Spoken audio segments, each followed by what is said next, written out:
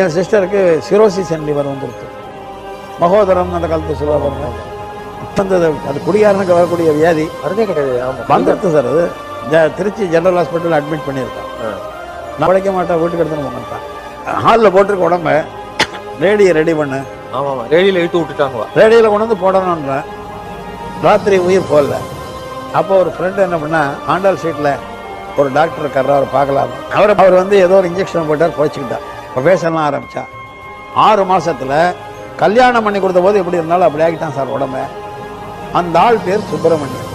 ஆச்சரியமா இருக்கு.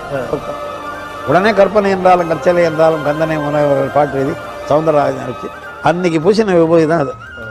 கற்பனை என்றாலும் கற்சிலை என்றாலும் கந்தனே உன்னை மறவேன், கந்தனே உன்னை மறவேன்.